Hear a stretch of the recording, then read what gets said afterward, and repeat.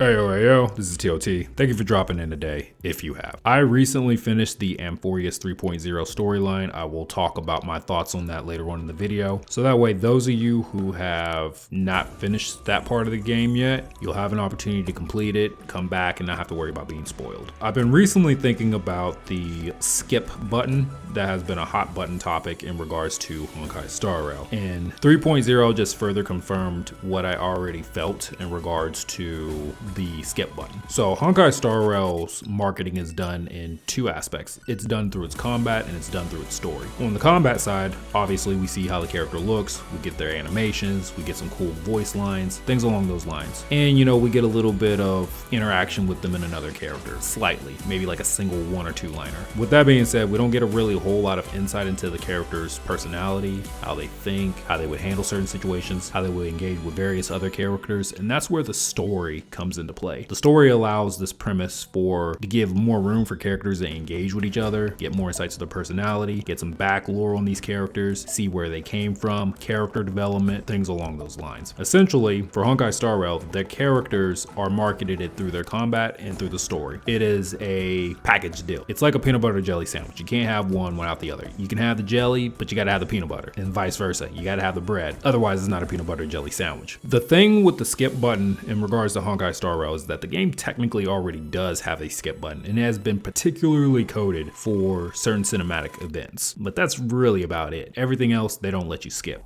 They don't let us skip the combat. They're not gonna let us skip the story either. Now, I understand some people will argue that, well, game XYZ has a skip button. Why doesn't Honkai Star Rail have it? And my POV on it is that the Honkai Star Rail devs do care a lot about the story. They put a lot of work into it. And if I was a company or developer and I put a lot of work into the advertising, well, the advertising does no good if people just skip over it, right? Kind of defeats the purpose of it. There are games out there that aren't very story oriented and it's just more gameplay focused. And I would say for any person who's not a story oriented player, like at all, like you're just not a fan, I would suggest either you stick with games that do have a skip button function for like any kind of dialogue, or you stick with games that have almost no story whatsoever. I don't see the dev team ever allowing a skip button for just regular talk scenes in general. I don't think that they ever will do that because, again, if people aren't being exposed to the story, then that cuts back on their advertising power quite a bit. Now, if there's one character I think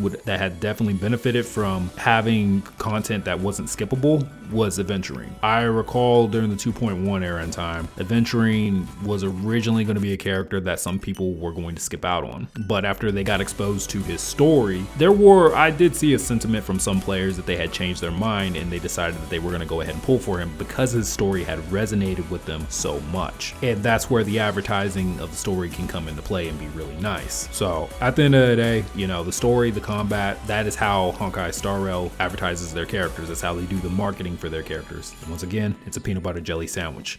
And that's really my thoughts on that.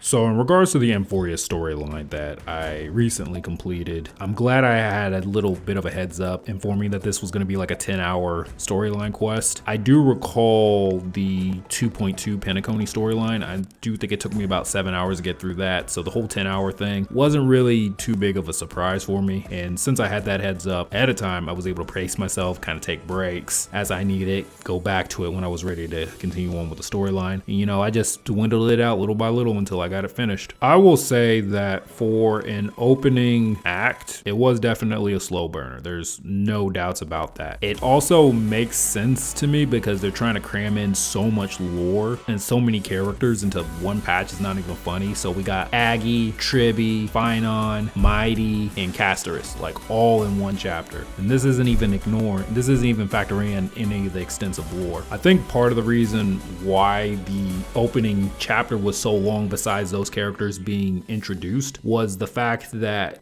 we are dealing with these titans. Like Nigador was definitely a threat for sure, and the links that we had to go through I think was kind of justified to deal with that said titan, and it makes sense why the Chrysos Hairs have only dealt with 6 of the titans thus far. It does make a lot of sense. I think there would have been a big disconnect from a player POV if we would have went in and the Trailblazer just basically slapped Nigador silly within like the first 2 2 hours. It would have significantly lowered the expectation of threat. So I'm glad that they went about it in the way that they did. And I suspect that each Titan that ends up getting be dealt with is just going to be a major pain in the butt. There's definitely quite a bit of foreshadowing that they've set up throughout the course of 3.0, and I'm looking forward to what's going to come of that. Mighty's English VA killed it. I definitely got Kalpis vibes off of that, and I was just like, man, this guy, he kills it. And Castoris, she's a threat. She is actually legitimately kind of scary, not gonna lie. I think they did the death motif with her pretty doggone well. And there's the foreshadowing of her encountering Thanatos at some point, so that way she can get the other half of herself. I suspect that we will get a follow-up on that. If not in 3.1, definitely in 3.2, because I suspect they will more than likely drop Castoris during the anniversary patch, which miHoYo is gonna give out like 20 pulls. That's good. A lot of people are hyped for her. So I suspect at that time, she'll probably be released in 3.2. Just my guess though. Tribby, really funny character. I like Tribby quite a bit. I know she's coming out next patch as like a Harmony character, so I'm interested in how Tribby's kit's going to be. So I'll just keep an eye out on that. Aglaia or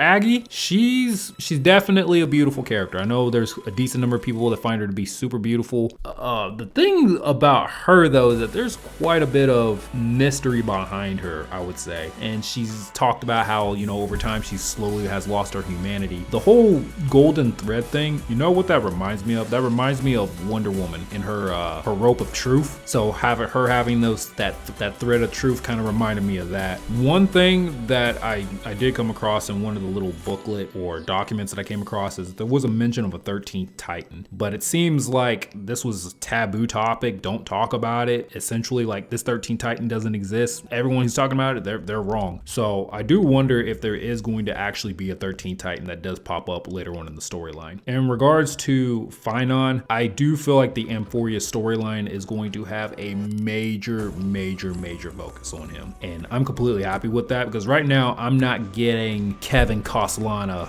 vibes. Maybe young Kevin, but not like current era Kevin Castellana vibes to where he's just an absolute baller. He's a boss. He's a bad mofo. Don't mess with this guy, essentially. I'm not getting those vibes off of him currently, but I suspect as we get more and more patches, I feel like that he's gonna come into character a whole lot more, and I'm looking forward to it if that ends up being the case. What else? Oh, I love the baseball bat reference with Phynon. When we originally was introduced to him, I'm like, yep, Honkai Impact 3rd players, we're eating good. The whole baseball bat reference, oh, I was just like, you guys know what you're doing. I can't even be mad. And apparently Phynon may not even be his actual name. So I wonder if they're gonna hit us with a bombshell and say that he's some form of a Castellana. I think that would be really crazy, but I wouldn't be surprised either. And then we did get a little bit of Honkai Star Rail Elysia lore right at the end with that interaction scene. And I wonder if Nim,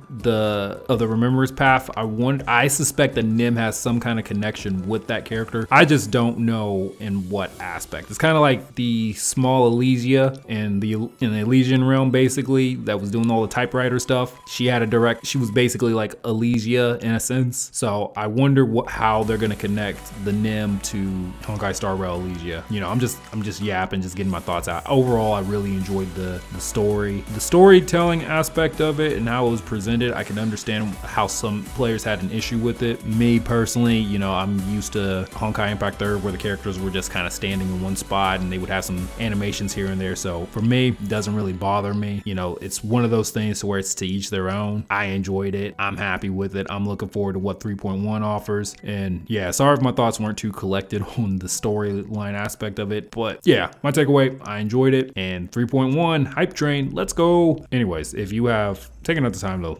watch this or listen to this, just want to say thank you for your time. You be safe out there. Deuces.